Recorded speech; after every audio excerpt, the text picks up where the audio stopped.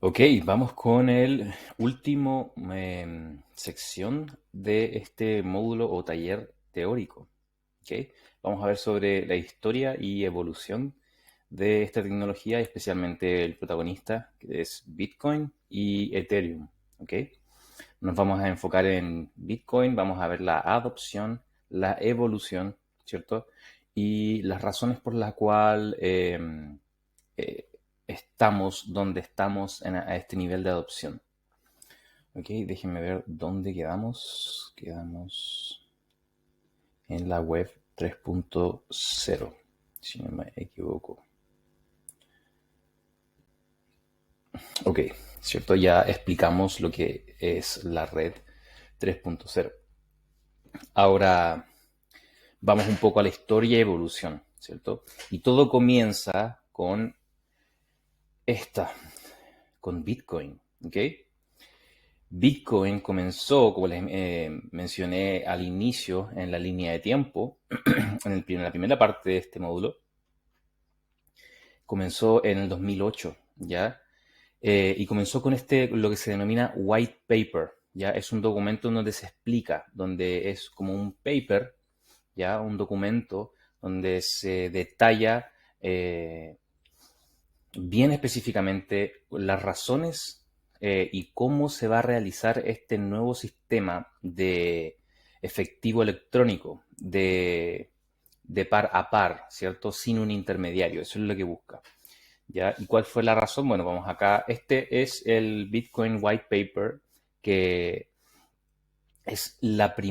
fue el primer documento relacionado con Bitcoin. Es el que dio vida, ¿ya? A Bitcoin. Ustedes lo pueden encontrar en bitcoin.org, ¿ok? No hay ningún problema, está traducido a muchísimos idiomas, así que no hay ningún problema con que ustedes puedan leerlo. Vamos a leer un poco esta parte para que vayamos refrescando un poco el contenido que hemos leído, especialmente de la primera parte, de los fundamentos de la tecnología, ¿ya? Ok, bueno, una versión puramente electrónica de efectivo permitiría que los pagos en línea fuesen enviados directamente de un ente a otro sin tener que pasar por un medio de una institución financiera, ¿ya? Firmas digitales proveen parte de la solución, ¿cierto? Pero los beneficios principales se pierden si existe un tercero confiable para prevenir el doble gasto. Lo mencioné, ¿cierto? En las partes pasadas del doble gasto, ¿ya? Una misma moneda, como es digital, puedo yo enviarla a una, puedo enviar la misma moneda a otro, eso es el doble gasto. Proponemos una solución al problema de doble gasto utilizando una red usuario a usuario.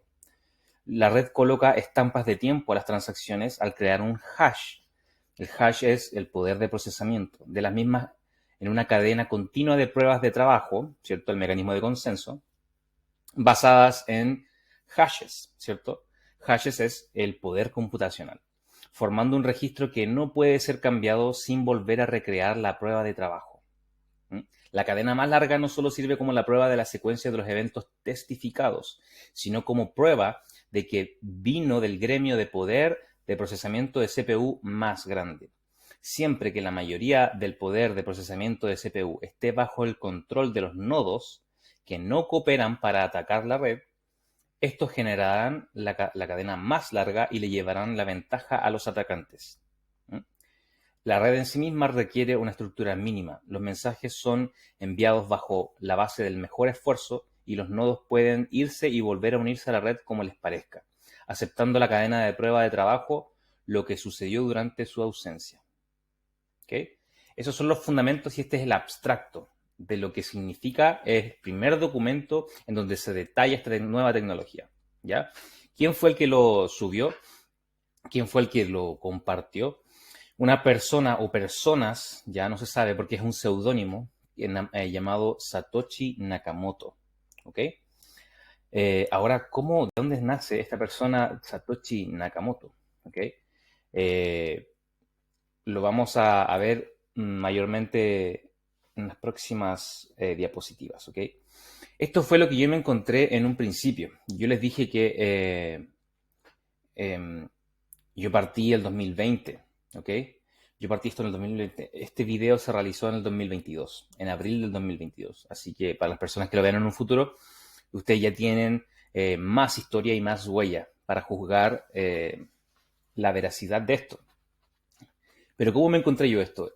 Me encontré desde que, ¿se acuerdan que yo les dije que cada cierto bloque en la red de Bitcoin, cada cierto bloque, aproximadamente cada 4 años, hay un evento que se llama halving, en donde se corta la distribución y el incentivo a los nodos o mineros se reduce a la mitad. Y eso se llama halving, ¿ya? Que nace de partir por la mitad.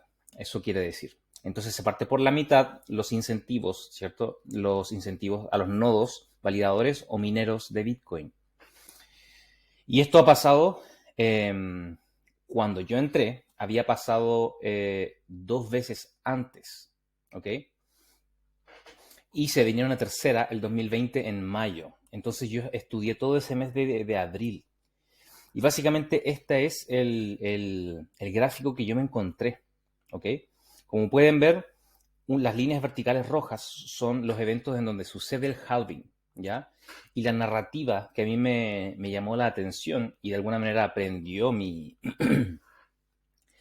alerta de codicia, mi alerta de acá puede hacerse dinero, ¿cierto?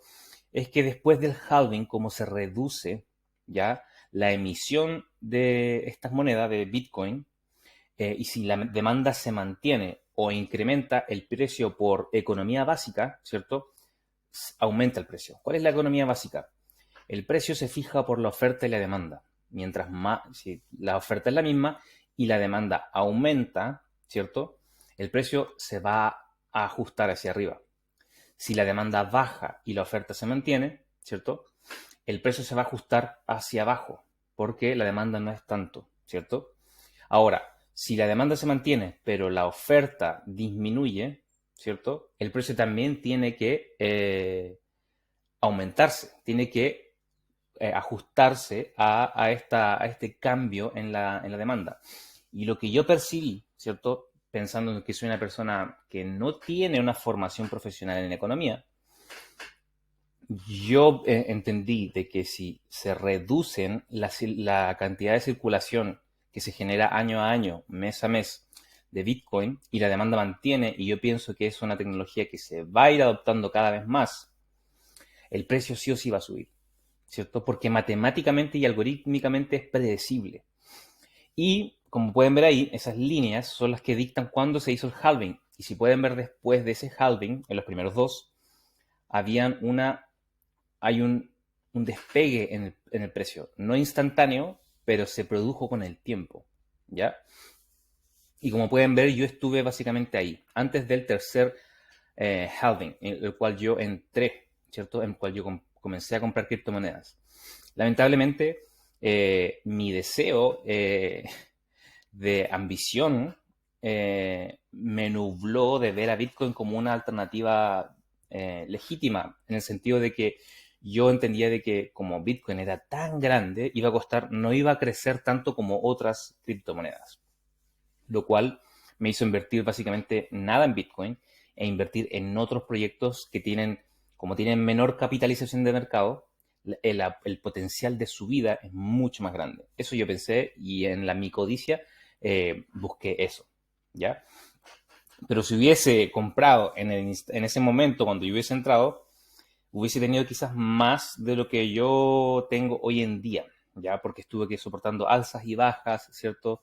Modifiqué mi portafolio en varias veces. Eh, bueno, la historia es larga, pero hice como un cálculo y probablemente si yo solamente hubiese invertido en Bitcoin, quizás hubiese tenido un poco más de capital del que tengo ahora, ¿ya?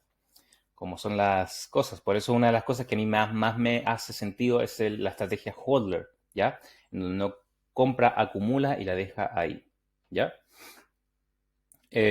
Bueno, este es el gráfico que yo vi cuando estuve entrando, ¿ya? Entonces yo pensaba, no sé si se puede ver acá, bueno, no pueden ver mi mouse, pero yo pensaba que este gráfico cuando termina la línea azul, iba a pasar el halving y iba a empezar a subir de a poco, ¿cierto? Y si se pueden ver, este precio marca los 16.000, el último precio de los 16.000. La cosa es que el halving pasado llegó a un punto máximo de casi $20.000, el segundo halving. Entonces, y bajó hasta los 3.000, ¿ya? Eso es muchísimo. Y se mantuvo alrededor de los 4.000, 5.000, 6.000. Y cuando yo entré estaban como en los 9.000, ¿ya? Bueno, veamos. Este es el gráfico actualizado del precio de Bitcoin, bajo la misma lógica logarítmica. No es lineal, es logarítmica. ¿Ok? Y como pueden ver, yo traté de poner las líneas verticales como los halvings, ¿ok? Tal cual como el gráfico anterior. Y como pueden ver, pasó lo que se dijo que iba a pasar, lo que se predijo, ¿ya? Como la oferta, la velocidad de inflación se disminuye y la demanda se mantiene o aumenta, el precio se tiene que ajustar hacia arriba, ¿ya? Y eso es lo que pasó, como pueden ver. Este último línea vertical negra, la de más a la derecha, es el halving que se supone que iba a suceder. Si nos vamos hacia atrás, ustedes ven, ese es el ahí yo pillé. Entonces, esa línea roja, la tercera, yo no sabía qué iba a pasar, ¿cierto? Y miren lo que pasó. Subió el precio, llegó a los 69.000, 67.000 dólares. ¿Okay? Y actualmente estamos alrededor de los 40.000 dólares. ¿Ya? Y se ha mantenido ahí, con un piso y un soporte de los 30.000, más o menos. ¿Ya? No baja de los 30.000. Y si llega a bajar de los 30.000 es porque hay un evento de consolidación en donde ya más abajo que eso es muy difícil que eso suceda, porque hay demasiadas inversiones institucionales y hay mucho capital invertido como un piso o un colchón por debajo, que no va a bajar de eso. ¿Ok? Entonces, básicamente les presento esto para que ustedes entiendan cuál fue mi lógica al momento de decidir entrar. Y esta fue la narrativa con la cual me encontré. Así que si ustedes ponen a investigar sobre Bitcoin, se van a encontrar con esta narrativa, ya el halving, cuando se disminuye la circulación de Bitcoin, ya el proceso inflacionario, que es normal en una divisa, ¿ok? Porque eso sucede con todas las divisas que estamos usando, peso chileno, peso argentino, boliviano, sol peruano, ¿cierto? Dólares, se imprimen dinero, se imprime dinero, se imprime dinero, y eso genera una devaluación de la moneda, ¿ok? Pasa lo mismo con Bitcoin, pero a un nivel logarítmico, a un nivel algorítmico, perdón, ¿ya? En donde está programado, ¿ya? Y es predecible y ningún gobierno va a poder, gobierno de turno va a poder cambiar las reglas del juego, ¿ya? Por eso es que es tan predecible, estable, sólido, es una base, es una cancha de juego mucho más justa y mucho más segura, menos cambiante que la Reserva Federal, que está el gobierno de turno, a veces sube los intereses, baja los intereses, imprime más dinero, ¿cierto? Entonces, como es la Reserva Mundial, el dólar estadounidense, eso impacta todo el mundo, ¿ya?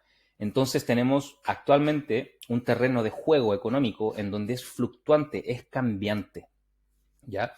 Y es injusto, pienso yo, en mi opinión, es injusto que tengamos que estar jugando un partido, por ejemplo, de fútbol y a mitad de partido te cambien las reglas del juego. Y pasan 10 minutos y te vuelven a cambiar las reglas del juego, ¿cierto? Entonces así es súper complejo ganar, es súper complejo salir adelante, ¿ok? En cambio, con este sistema algorítmico, con este sistema predecible que está incluido en nodos descentralizados alrededor de todo el mundo, donde hay un código que se respeta porque lo único que hace la máquina y el CPU es hacer correr el código. Ya no hay una intención más allá, ¿cierto? En fin, esa es básicamente una de las razones, ¿ok? Por la cual yo me interesó esto. Otra cosa importante que quiero que ustedes puedan ver, ¿ya? Es que Bitcoin, ¿ok? Bitcoin como moneda en cuanto a la capitalización de mercado, ¿se acuerdan que vimos eso en la parte de los fundamentos de la inversión? La capitalización de mercado actualmente en Bitcoin está como a 800 billones de dólares, ¿ya? Llegó a un máximo sobrepasó un poco el trillón de dólares, cuando llegó en su máximo a 60 y tantos mil dólares, ¿cierto? Llegó a eso, ¿ok? Entonces, veamos si calculamos la capitalización de mercado y las comparamos con las otras divisas del mundo en fiat, ¿cierto? comparamos todo el fiat y hacemos una lista descendente de la mayor capitalización de mercado a la menor, Bitcoin se encuentra en la número 14 actualmente, ¿ok? Y eso es tremendo, ¿ya? Estamos hablando de que Bitcoin se está transformando en una potencia económica que ya no se puede ignorar a nivel global, ya no se puede ignorar, ¿ya? Que otra cosa también es importante, que los mayores bancos de Estados Unidos, su capitalización de mercado, todo el dinero que manejan, si juntáramos todos los bancos de América, de Estados Unidos, los juntáramos, no harían más capitalización de mercado que Bitcoin. O sea, Bitcoin tiene más capitalización de mercado que todos los bancos de Estados Unidos unidos, ¿ya? Juntos. Es por eso que ya se está pensando de que es un activo consolidado y se está abriendo una clase de activos, ¿ya? Es importante también entender lo que es un activo. He aprendido también en este mundo de la inversión en criptomonedas, he tenido que informarme también, y también lo van a tener que hacer ustedes, sobre las finanzas y economía en general, ¿cierto? Y uno de los conceptos importantes es activos y pasivos, ¿cierto? Los pasivos son las cosas que uno adquiere que quitan dinero. Por ejemplo, un auto, si tú no lo manejas para como taxi, tienes que pagar permiso de circulación, las patentes, cargarle benzina, gasolina, y eso te consume dinero, ¿cierto? Y se va devaluando con el tiempo. Entonces, eso es un pasivo. En cambio, por ejemplo, si compras acciones de Tesla, acciones de Google, eso, por tener en tu posesión acciones, tú eres de alguna manera un pequeño porcentaje propietario de esa empresa, y todas las utilidades y ganancias que hagan se reparten en todos y te llega a ti proporcionalmente tu parte, ¿ya? Entonces, el activo es lo que hace que incremente tu patrimonio y que te ponga dinero a ti, te entregue dinero, ¿ya?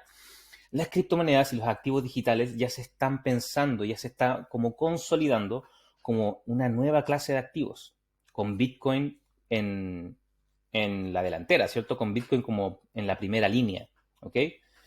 Y detrás de Bitcoin está Ethereum, y detrás de Ethereum está todo el ecosistema que se puede construir sobre él, ¿ok? Entonces esto es muy importante que lo tengamos en consideración al momento de... esto se llama macroeconomía, ya es parte de las fundamentales, de un análisis fundamental, ¿cierto? Pero esto es macroeconomía, posicionarnos a nivel de este activo en todo el mundo, ¿cierto? Y comparándolos con lo que este proyecto busca hacer, porque Bitcoin busca ser un medio de pago, es decir, una divisa, ¿cierto? Es decir, un tipo de moneda, dinero, ¿cierto? Y por ende tenemos que compararlo con eso a nivel tradicional, ¿cierto?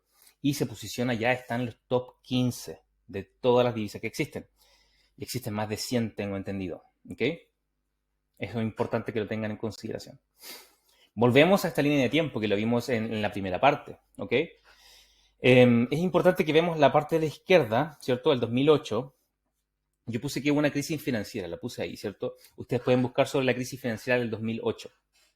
Yo desconocía esto, la verdad, es que viví ese momento y los años posteriores sin darme cuenta, ¿ya? Porque era bastante joven, adolescente, entonces no entendía muy bien cuál era el punto y no era capaz de observar, ¿ya? Pero sucedió una crisis financiera en Estados Unidos, ¿ok?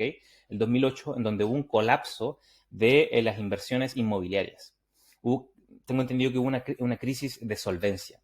Entonces, donde un gran inversor o un gran ente no pudo pagar algo, y hablamos de sumas de dinero ridículamente altas, y eso hizo un efecto dominó que tuvo un impacto a escala mundial, ¿ya?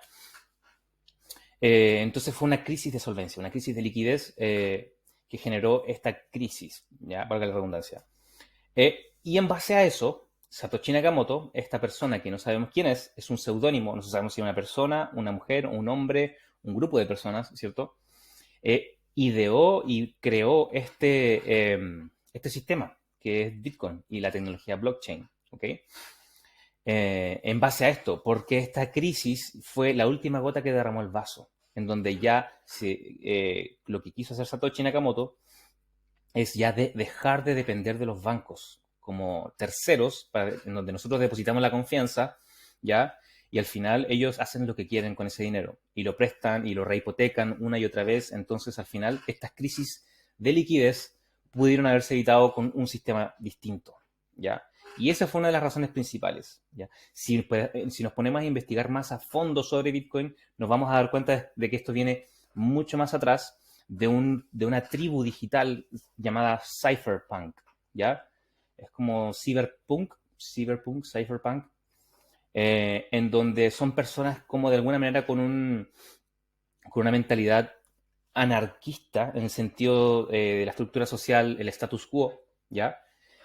Para poder construir otra cosa en donde se ven mayormente las ideologías libertarias, ¿cierto? Pero lo voy a dejar tarea porque no es mi fuerte, ¿ya? Pero nace de ahí, es una corriente que viene de hace harto tiempo, ¿ok? En fin, como pueden ver la parte de la línea de tiempo abajo, ¿cierto? Se ve Bitcoin que nació el 2008, salió el white paper, se puso en marcha esta red, esta blockchain, el 2009, el 3 de enero del 2009, ¿ya? En donde por casi un año Satoshi Nakamoto mantenía la red él, 100%. Y después de un tiempo, del año, se la entregó a la comunidad, porque ya la presentó. ¿Dónde nació esta Bitcoin? En en un foro en internet, ¿cierto? En un foro de programadores. Imaginémonos que es como un sitio web en donde hay muchos ñoños hablando sobre códigos, sobre programación, etcétera. Esta es la cuna de Bitcoin, ¿ok? Ahí apareció Satoshi Nakamoto, ahí subió este white paper, la gente se interesó, él puso en marcha esta red y estuvo un año él sosteniendo esta red hasta que se la entregó a la comunidad. Dijo, ya, listo, yo quiero desligarme completamente de esto en el sentido de yo ser el pilar fundamental y quiero que esto se descentralice. Y ahí es donde cualquier persona con computadora, cualquier computadora, podía hacer funcionar la red, ¿ya? Y recibía 50 bitcoins, 50 bitcoins.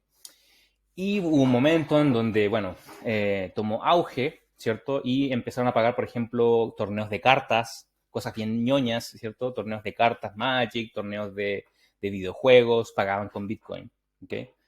Eh, Esto fue ascendiendo, ascendiendo, después del primer halving, como lo pueden ver ahí, que fue como a mitad de 2012.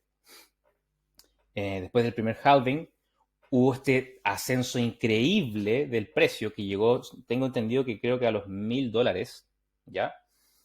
Imagínense, una divisa que lo creó una persona, una comunidad, llegando a los $1.000 y desde ese momento que fue relevante en el sentido mediático, ¿ya? De ahí que apareció en la tele como una burla, como internet, como dinero de internet falso, que pierden el tiempo, etcétera. Desde ahí, desde el 2013 en adelante hasta el 2017, por ahí, 2017-2018, ¿ya?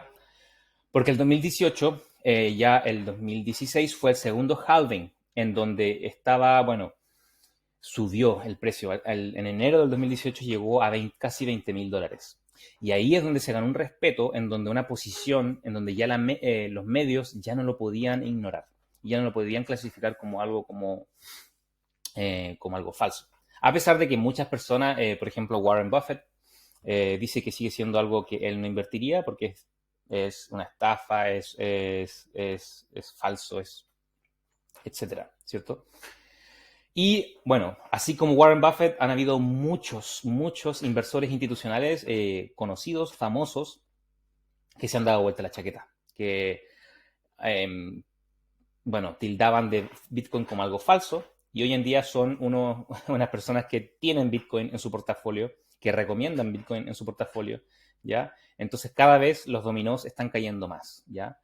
Y bueno, el 2020 al 2021 fue un momento en donde el 2020 se realizó el tercer halving y había harta expectativa. Por eso es que quizás yo encontré esta información, ¿cierto? Y ahí fue donde encontré que Visa se está adaptando para poder expandirse a esta tecnología, Mastercard también, PayPal también. Tesla en 2021, el año pasado, a principios del 2021, hizo público que compró 1.5 billones de dólares en Bitcoin, lo cual propulsó a Bitcoin a una escala increíble, ¿cierto? Llegó como a los $40.000 subió como $14.000 en cosas de unas semanas, tengo entendido. No, yo viví ese momento, pero no recuerdo bien los datos, ¿ya? Y luego en mayo, en abril del 2021, El Salvador, su presidente Nayib Bukele, en una conferencia de Bitcoin del 2021, anunció de que iba a ser legal Bitcoin como si fuese una moneda de curso legal como el dólar. Eso fue como un evento histórico, ¿ya? Un evento histórico. Es un hito en esta evolución y en esta historia, ¿ya? Y también a finales, en el segundo semestre del 2021, se aprobó un ETF en Estados Unidos de Bitcoin, ¿ok? Pero de derivativas de Bitcoin, ¿ya? No es lo mismo que un ETF de spot, como se le llama, ¿ya? Son conceptos profundos, pero quiero que ustedes entiendan básicamente lo general. Un ETF es una herramienta de inversión institucional, ¿ya? Es una herramienta de inversión oficial de las finanzas tradicionales, ¿ya? Eso quiere decir que Bitcoin, al menos en Estados Unidos, se está uniendo al tejido tradicional económico, ¿ya?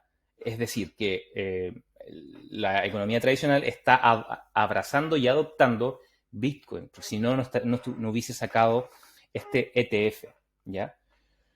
Han habido otros ETFs en Canadá de Bitcoin y Ethereum, en Europa, también tengo entendido, ¿ya? No manejo esa información, pero me consta y ustedes pueden buscar que hay ETFs, más ETFs. Estados Unidos es de alguna manera el estándar porque es hogar y cuna de la Reserva Mundial de dinero, que es el dólar, ¿cierto? Por eso que Estados Unidos tiene tanta relevancia en este tema, ¿ya? Como pueden ver, ¿cierto? Ahora se entienden mejor los símbolos de abajo, ¿cierto? El halving primero, segundo y el tercero, ¿ya? Bueno, después del tercero pueden ver que hay como un símbolo que se parece al de Ethereum, en donde se ven dos como puntos uniéndose. Ethereum, brevemente les voy a explicar. Ethereum es, de alguna manera, la red es muy similar a la de Bitcoin. Utiliza el mismo mecanismo de consenso que es procesamiento, prueba de trabajo. CPU para hacer validar, encriptar y resolver estos bloques de transacciones para generar esta red y sostener esta red, ¿ya? Pero existen otros mecanismos de consenso y lo que quiere hacer Ethereum es pasar de un mecanismo de consenso a otro, ¿ya? Y eso significa la fusión, se le llama la fusión o the merge en inglés, ¿cierto? Quieren fusionar la antigua red con una nueva red, con otro mecanismo de consenso y dar vida a lo que se denomina Ethereum 2.0. Con eso se dice de que va a mejorar muchísimo la eficiencia de la red y que posteriormente, no inmediatamente, pudiera mejorar los costos de comisión de transferencia, ¿ya? Porque actualmente Ethereum, como les voy a mencionar más adelante, Ethereum cambió las reglas del juego porque, bueno, mejor voy a dejar esto hasta acá porque esta materia va a estar unas diapositivas más adelante, así que prefiero dejarlas, explicarlos ahí. Pero es importante que sepan que se aproxima y se tiene presupuestado para este año la fusión, ¿ok? Ahora, ¿por qué gente como nosotros? ¿Por qué instituciones financieras? ¿Por qué fondos de pensiones? ¿Por qué empresas públicas? ¿Por qué empresas privadas están comprando Bitcoin? ¿Ya? Porque se le denomina el oro digital, ¿ya? Popularmente, el oro digital. ¿Por qué oro digital? Porque es escaso, ¿ya? Porque van a haber solamente 21 millones de Bitcoins, o sea, que no se van a hacer nunca más, ¿cierto? Eso genera una escasez. Y esa escasez tiene esa relación con el oro, ¿ya? Porque el oro tiene un nivel de escasez. Sin embargo, el oro pueden descubrirse minas y seguir sacando más suministro de oro, ¿cierto? O pueden minar en el espacio, pescar asteroides, sacar oro, ¿cierto? Por ende, la escasez es debatible en ese sentido del oro, ¿ya? Básicamente eso, es el oro digital. ¿Por qué es soberano? ¿Ya? Bitcoin, como es una red global, como se le estaba mencionando en las partes anteriores, si uno tiene las direcciones privadas, las llaves, las frases semilla de su billetera, uno es soberano y no puede haber ningún banco ni ningún país que te pueda bloquear o requisar ese Bitcoin, ¿ya? A no ser que tú aceptes, ¿ok? porque es de código abierto y es público, ¿cierto? Es transparente. Es resistente a la censura y al fraude. No ha podido ser censurado y no, hasta la fecha de hoy, no ha habido ningún tipo de fraude específicamente con la tecnología de Bitcoin, ¿ya? Porque han habido cosas como estafas piramidales, ¿cierto? Pueden buscar sobre BitConnect, en donde básicamente son estafas piramidales alrededor de esta tecnología, pero no tienen nada que ver con la tecnología en sí, con la tecnología blockchain, ¿ya? No hay intermediarios, ¿cierto? Eso es algo importante. Tiene un nivel de descentralización y madurez bastante bueno, ¿ya? Ha pasado básicamente todos los intentos de censura, de bloqueo, de apagado que ha tenido cualquier otra blockchain, ¿cierto? Y ha estado estoica esta red triunfante. ¿Mm? Y por el tema de la inflación y el halving, el hecho de que tenga una inflación programada y que tenga eventos de halving en donde se reduce la circulación cada 4 años a la mitad, es fascinante. Para personas que conocen sobre economía es muy interesante porque no existe otra divisa u otro que tenga este mecanismo, otro activo que tenga este mecanismo tan predecible de esta manera. Entonces, básicamente es por eso que compran Bitcoin. ¿Ok? Y bueno, como le estaba diciendo, esto es súper merecedor de ser mencionado, ¿ya? Porque el año pasado se hizo moneda de curso legal Bitcoin en El Salvador. ¿Ok? Ustedes pueden buscar información sobre eso. Pero esto fue más allá, ¿ok? Porque el presidente Nayib Bukele, primero lo que hizo fue crear su propia billetera nacional, que se llama Chivo Wallet, ¿ok? Y esa es gratuita para todos los salvadoreños y cuando la abrieran tenían $30, si no me equivoco, en Bitcoin. Y en El Salvador uno puede pagar con Bitcoin o con dólares, ya en cualquier parte y cualquier cosa, ya sea unas papas fritas, pagar tus impuestos, etcétera, tu salud, etcétera, con Bitcoin o con dólares, ¿ok? Y al mismo tiempo, Nayib Bukele o el gobierno de El Salvador se dio cuenta de la importancia o lo tremendo que es convertirse en un nodo validador de Bitcoin. Y lo que hizo fue utilizó la energía volcánica, ¿ya? Pudo convertir la energía de un volcán activo en energía eléctrica para poder brindar energía a grandes granjas de nodos validadores de Bitcoin. Entonces lo que hizo, en palabras sencillas, El Salvador se convirtió, se puso a minar Bitcoin, ¿ya? A minar Bitcoin, se convirtió en un nodo validador y está recibiendo Bitcoin y gracias a eso tengo entendido, ya de acuerdo a lo que sale en las noticias, ¿cierto? Porque esto puede ser muy ambiguo, ¿cierto?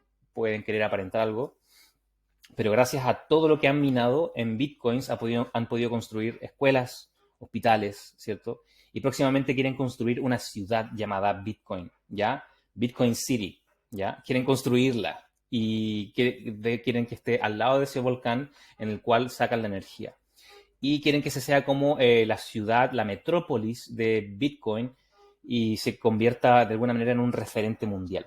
¿Okay? Así de ambiciosos es el gobierno de Nayib Bukele. Así que es para que también lo puedan investigar. Esto está sucediendo, esto es historia haciéndose en este instante. ¿Ya?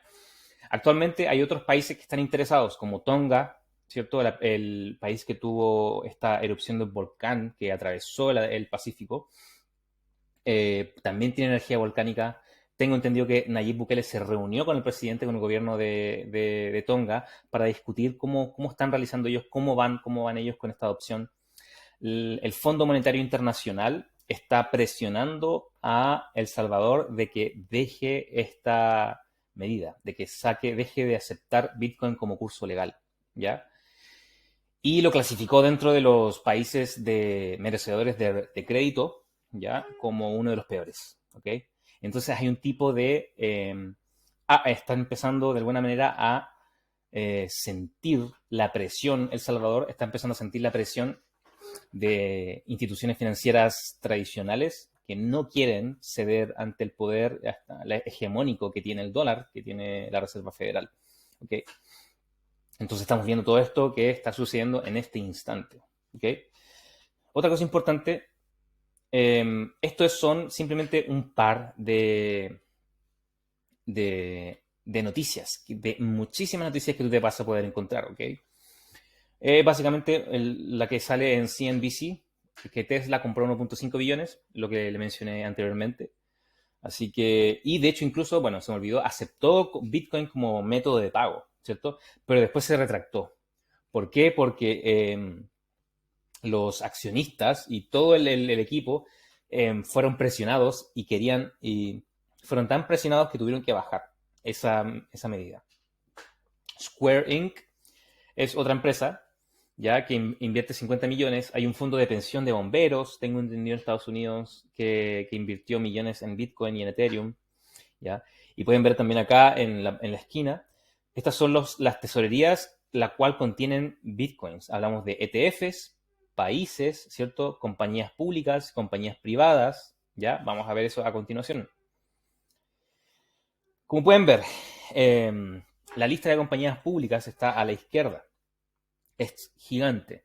Y son todas esas compañías que hicieron público, que anunciaron de que tienen Bitcoin en su balance, en su tesorería, ¿ya?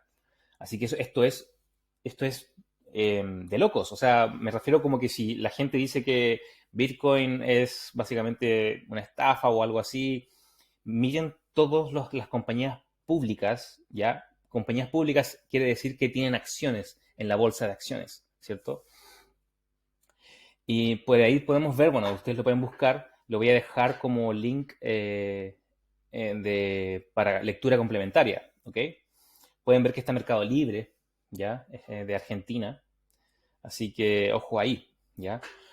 También vemos en la parte derecha países y gobiernos que públicamente, porque yo pienso que son muchos más, ¿ya? Pero que públicamente se sabe que tienen Bitcoin. Bulgaria, ¿cierto? Es el que más tiene. Ucrania, ¿ok? El Salvador, Finlandia, Georgia, ¿ok? Son por nombrar algunos. Y compañías privadas que contienen Bitcoin en su tesorería. Compañías privadas son las que no son las que están en la bolsa de acciones. Ya, ahí tenemos, bueno, Block One es una compañía cripto. Luna Foundation Guard es también cripto. The Tesos Foundation también es cripto. Stone Ridge Holdings Group, esa no tiene nada que ver con las cripto. O sea, tenemos que acá una compañía privada que tiene Bitcoin y no tiene relación con las criptomonedas. Las primeras tres sí tienen relación, son parte de las compañías que trabajan en la industria cripto o son parte de una blockchain en sí misma. ¿Okay? Luego abajo tenemos Massachusetts Mutual, tampoco, nada que ver con las criptos, ¿ya? Son fondos mutuos, ¿ya? Lisk Foundation, tengo entendido que eso tampoco, no tiene nada que ver con cripto, ¿ya? Y abajo dice KPMG Canada, tampoco, nada que ver con criptomonedas. Entonces, esto es inaudito, esto es algo que hay que tener en consideración, ¿ya? No es simplemente no sé, un esquema Ponzi, este tejido de abundancia, donde tú te le compras, pones dinero y te va a llegar después. Esto no es así, esto es otra cosa. Esto se está convirtiendo en una nueva clase de activos a invertir, en una nueva clase de herramienta de inversión, ¿ya? Y los países, compañías públicas y privadas, lo están viendo así, ¿ok?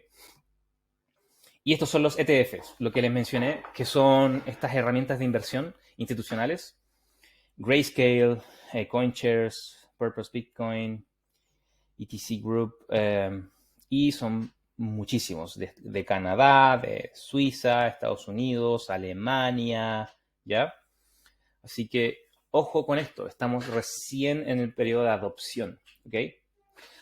Ahora, terminamos con Bitcoin, ¿ok? Ya creo que ya hice mi punto con respecto a Bitcoin. Ahora es muy importante que ustedes sepan la segunda criptomoneda más importante que cambió completamente el paradigma de la blockchain, ¿ok? Hablo de Ethereum, ¿ok?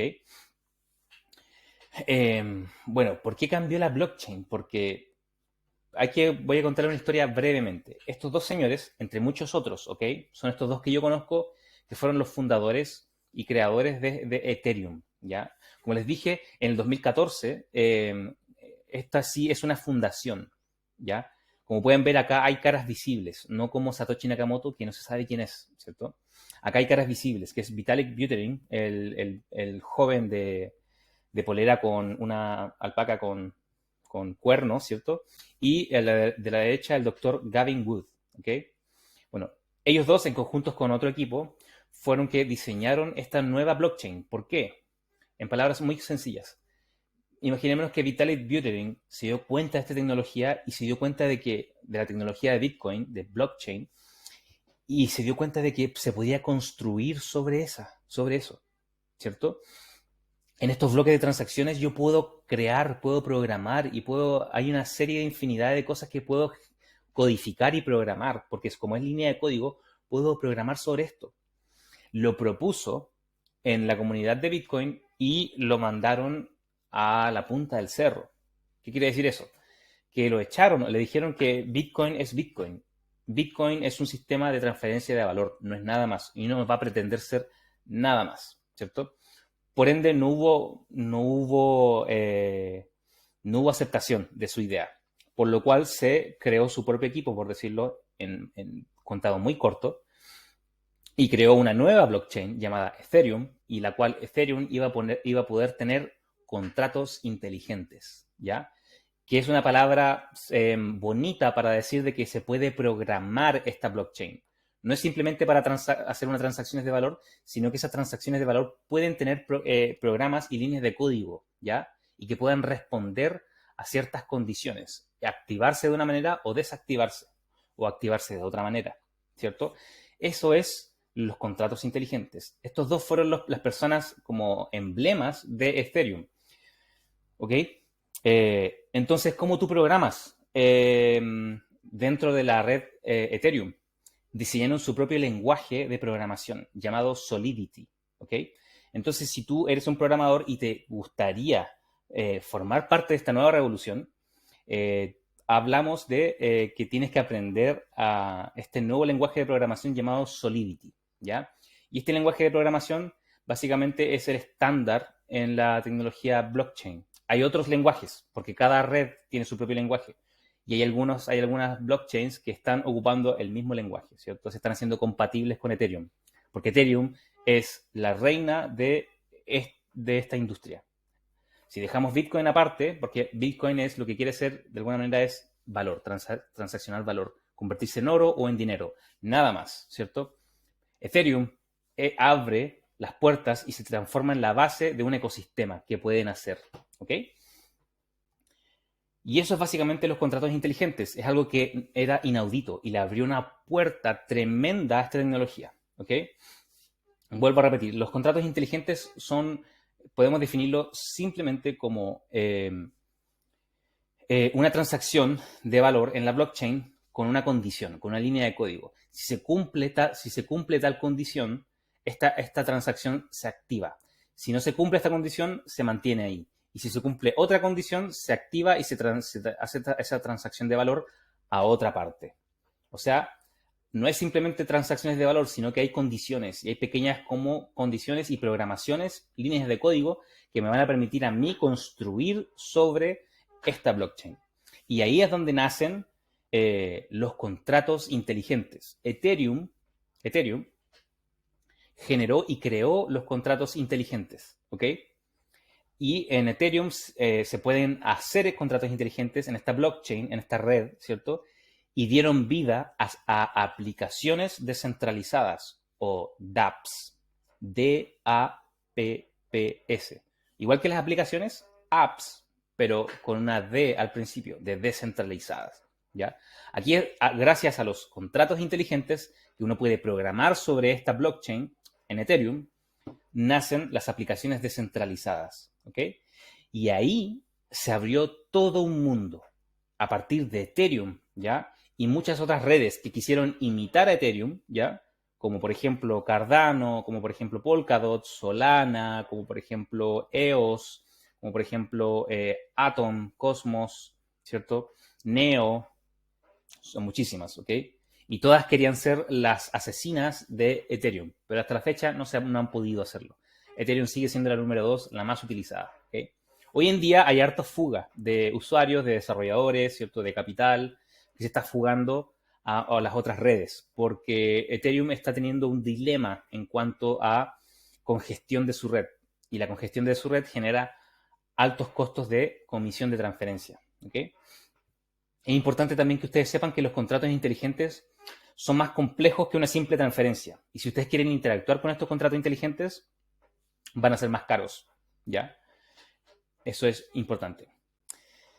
Y a partir de la red de Ethereum, ¿ya? A partir de la red de Ethereum, imaginémonos que esta gran red que se ve acá, esta gran red de nodos, esta blockchain, es Ethereum, ¿cierto? Y sobre esta red nacieron todas las aplicaciones descentralizadas, nacieron los contratos inteligentes y a través de los contratos inteligentes se pueden hacer aplicaciones descentralizadas y nació uno de los emblemas de las finanzas descentralizadas, que es Uniswap, ¿ok? Uniswap fue la primera aplicación descentralizada que se convirtió en un exchange descentralizado, ¿ya? Lo vimos también en los fundamentos de la inversión, ¿cierto? Vimos que los fundamentos de la inversión estaban los exchange centralizados, ¿cierto? Los globales y los descentralizados. Uniswap nació dentro de Ethereum. Dentro de la blockchain Ethereum se generó una persona llamado Adams, tengo entendido, creó este protocolo y generó este espacio como de un exchange, pero a nivel comunitario descentralizado, ¿okay? En donde uno, el usuario, podía proveer liquidez para que otras personas pudieran hacer intercambios de monedas, ¿okay? Y eso le dio eso fue un boom de lo que se denomina el DeFi, finanzas descentralizadas, ¿okay? Y todos, como Uniswap es un código abierto, es un protocolo de código abierto también, tú puedes copiar este código y hacer tu propio Uniswap. Y eso pasó. Empezaron a hacer muchísimos otros exchange que copiaron el protocolo de Uniswap y de ahí nacieron muchísimos, se fueron cada vez como creciendo, desarrollando, evolucionando. Después tenemos otra aplicación llamada Aave, ¿cierto? Que básicamente en términos muy cortos es una aplicación descentralizada donde te permite tú pedir préstamos o poner tu capital y que ese capital se preste a otras personas y tú recibes un interés, ¿cierto? O sea, te conviertes como en un banco prestamista o vas a un banco para pedir préstamos, ¿cierto? Así que eso. Después tenemos la R amarilla, es Rarible, ¿ok? Que es básicamente es una plataforma descentralizada de los NFTs, ¿ya? Y como les comenté, los NFTs es todo un mundo aparte, que este taller, este módulo, no abarca eso, ¿ya? Es otro mundo que es otro tipo de criptomonedas que no son fungibles. ¿Qué quiere decir eso? Que no se pueden intercambiar una moneda con la otra. Por ejemplo, yo tengo un Bitcoin y tú tienes un Bitcoin, ¿cierto? Si los cambiamos, si tú me pasas tu Bitcoin y yo te paso tu Bitcoin, y yo te paso mi Bitcoin, los dos vamos a tener el mismo Bitcoin y van a valer lo mismo, ¿cierto? Es como si intercambiamos billetes, ¿cierto? Al final valen lo mismo. Los NFTs, esta moneda no es la misma que esta, a pesar de que sean, por decirlo así, la misma, del mismo bache, del mismo lote. Tienen características distintas, ¿ya? Y eso los hace no fungibles, no intercambiables. Esa es la explicación muy corta, tiene aplicaciones tremendas, ¿ya?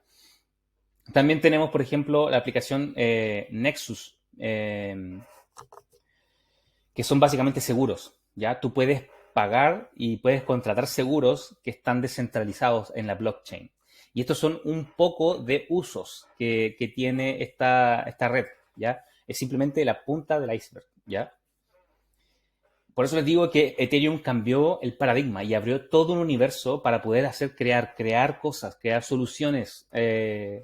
Y de ahí nacieron las finanzas descentralizadas, los NFTs, etcétera, ¿ya? Y de ahí nace lo que se denomina el metaverso, ¿ok? El metaverso es básicamente un mundo digital. Nosotros ya estamos inmersos en un metaverso, ¿cierto? Estamos digitalizando cada vez más cosas. Pero gracias a la blockchain nosotros podemos tener propiedad y titularidad de ciertas cosas. Ahora ya no es tan difícil, no es tan fácil hacerse pasar o hacer fraudes o censurar o etcétera, ¿cierto? Y estos son, ya, no vamos a adentrarnos más, pero con respecto al metaverso, todas estas compañías están ya full en esto. Ya tienen inversiones con esto, ya están trabajando en esto, ¿ya? Así que para que le pongan ojo a esto. ¿Ok? Y bueno, ahora más o menos hicimos un análisis con respecto a Bitcoin, la historia, la adopción, Ethereum, ¿cierto? Que son lo que cambió el paradigma, que abrió este nuevo mundo, esta nueva dimensión de soluciones digitales a través de la blockchain. Ahora tenemos que ver la parte de la regulación, ¿ok? Es muy importante, ¿ya? Porque si tú llegaste hasta acá, quizás te interese comprar, ¿cierto? Entonces, es importante que también estés informado. Yo no sabía nada al principio, ¿cierto?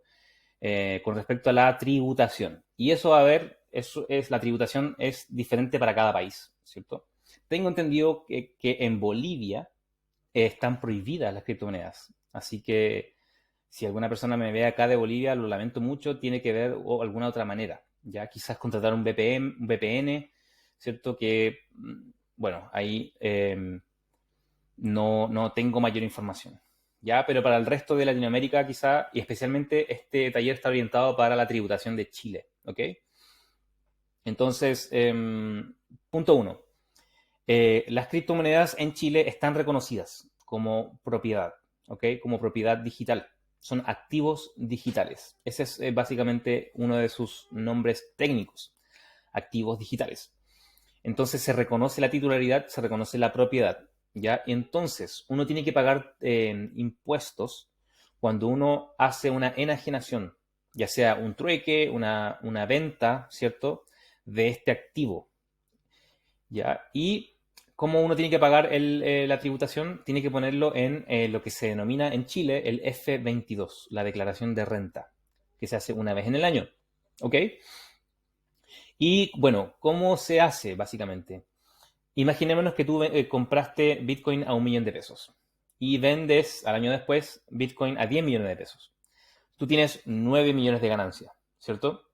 Tienes que declarar esas ganancias, los 9 millones, ¿cierto? Pero si no lo vendes nunca, no, o sea, si no lo vendes, no tienes que poner nada, no tienes que declarar nada porque no has vendido. Se transforma en declarable cuando tú vendes, cuando tú pides que te depositen a tu cuenta bancaria la venta, el fiat que te dieron de la venta de este activo digital, ¿cierto? Entonces, eso es lo que ustedes tienen que saber, ¿ya? Y también puedes deducir pérdidas. Por ejemplo, compraste Bitcoin a 1 millón de pesos y lo vendiste Bitcoin a 500.000 pesos, ¿cierto? Ahí tienes una pérdida de 500.000, que eso se puede también declarar en el F22. Por ejemplo, puedes venderlo, declarar el F22 y volver a comprar con esa misma plata y así deduces impuestos, ¿cierto? Y vuelves a comprar y, bueno, etcétera.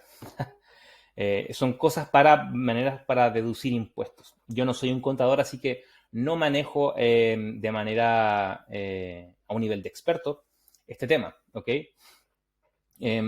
También sé, bueno, vamos a avanzar un poquito. Acá se ve básicamente cómo es los ejemplos, ¿cierto? Un ejemplo que yo le di, pues, compraban el Bitcoin a un precio y lo vende, ¿cierto? A otro precio, un precio mayor, ¿ok? Entonces lo que uno tiene que hacer es básicamente calcular la ganancia, ¿ya? Y también uno tiene que hacer un ajuste, ¿ya? Hay que ajustar el precio de compra, hay que ajustarlo, ¿cierto?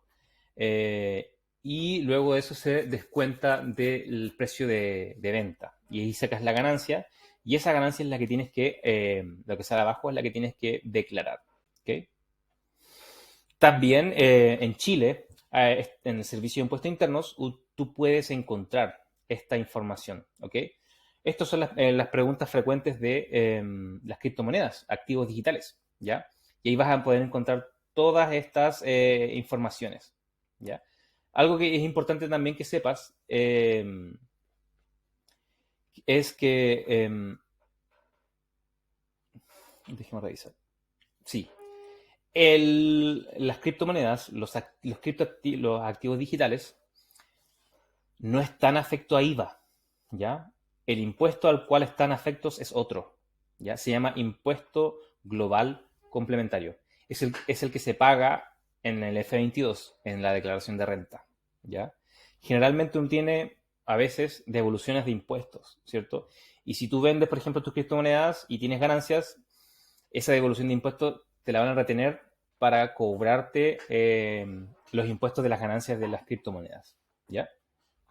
Lo mismo con las pérdidas, también puedes deducir impuestos con las pérdidas, ¿ok? Básicamente eso es algo que deben saber, ¿ok? Y las personas que están fuera de Chile y que no son chilenos deben averiguar en su organismo de tributación fiscal, ¿cierto? ¿Cuáles son? En Perú también yo sé que existe, se reconoce, en Argentina también se reconoce las criptomonedas, ¿ya? Tengo entendido que en Perú es un poco más amigable que en Chile, ¿ya? Pero no manejo muy bien la información de Perú. Así que les hago el alcance para que puedan averiguar, llamen, ¿cierto? Llamen a los fonoconsulta de su organismo de tributación fiscal. Así que para que sacar toda la información o pueden llegar a este menú de preguntas frecuentes de su país, ¿cierto?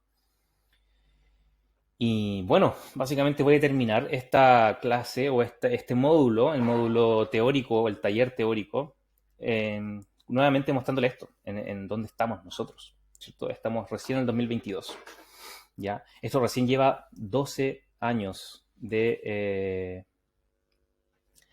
vida, ¿ya? El Internet también empezó así. Con respecto a las regulaciones, no eran claras, ¿ya? Habían políticos que querían regular muchísimo porque, imagínense, el Internet significaba de que la información iba a estar disponible para virtualmente todos los que tuvieran Internet. Entonces, eso era algo que no estaba antes, ¿cierto? Y por lo tanto, fue motivo de escrutinio legal por mucho tiempo. Pero se dieron cuenta de que mientras más trabas regulatorias se le ponía a esta tecnología, la innovación se iba a ver cada vez reducida. Entonces estamos frente a este mismo escenario del Internet en los 90 en la blockchain ahora en los 2020, ¿ya? Estamos viendo esta lucha de regulaciones, ¿ya? Actualmente Estados Unidos todavía no marca una cancha adecuada regulatoria, ya está en proceso. Y como Estados Unidos de alguna manera es el referente mundial, por ser la reserva mundial de dinero, están todos expectantes a esto, ¿ya? Han habido muchas batallas, muchas como intentos de legislación que son muy contraproducentes para la innovación, ¿ya? Para la privacidad, ¿ya? Para la soberanía, ¿ya? En donde hay muchos políticos que no quieren que haya soberanía de tus billeteras, ¿ya? Quieren que todas las billeteras estén identificadas completamente, ¿ya? Eso es, de alguna manera, contraproducente para la privacidad y para la libertad de las personas, ¿ya? Así que estamos en un punto bastante histórico en cuanto a regulación. Y en paralelo, también me consta y pueden buscar información sobre que hay bancos digitales, ¿ya? Que se denomina en inglés CBDC, Central Banks Digital Currency, ¿ya? Que son bancos centrales de divisa digital, que son básicamente criptomonedas, ¿ya? Bajo la blockchain, ¿ok? Emitidas por el gobierno. O sea, lo mismo que el fiat, pero adoptaron esta tecnología, van a adoptar esta tecnología, y está en proceso, está en estudio y está en proceso en Europa, está en Estados Unidos, ¿cierto? Tengo entendido de más de 100 países. Actualmente están en estudio de esta nueva tecnología, la aplicación de un banco central digital, como lo hizo China con su yuan digital, ¿ya? No es lo mismo que esto. Quiero terminar con eso. No es lo mismo que esto. Porque Bitcoin es soberano, Bitcoin es transparente, Bitcoin es público y Bitcoin es descentralizado. Las CBDCs, los bancos centrales de divisa digital, no lo son. Son lo mismo que el Banco Central, pero solamente que ahora van a tener más herramientas para perseguirte, más herramientas para observarte, más herramientas para vigilarte, más herramientas para bloquear todos tus fondos con un botón, ¿ya? no es igual que Bitcoin. Y esto va a tener una implicancia tremenda en la libertad del ser humano. ¿Ya? Entonces estamos ahora en un punto de inflexión de alguna manera, en donde estamos viendo hacia dónde se está dirigiendo el futuro económico del mundial. ¿Ok? Así que esto es bastante emocionante y por eso es que estoy básicamente actualizándome en todos los días. ¿Ya? Así que este fue el módulo teórico. Damos por finalizado todo esto que es necesario que ustedes de alguna manera sepan como cultura general, ¿cierto? Como para educarse sobre esto y, mucho más importante, para que ustedes tengan las herramientas para invertir con una perspectiva más amplia de la que yo tuve al momento de comenzar esta inversión. ¿Ok? Así que nos vemos en el práctico. ¿Ok? Que vamos a ver cómo crear billeteras, cómo validarse en los exchanges, hacer las primeras compras, transacciones, ¿cierto? Compras y ventas, etcétera. Así que un gusto.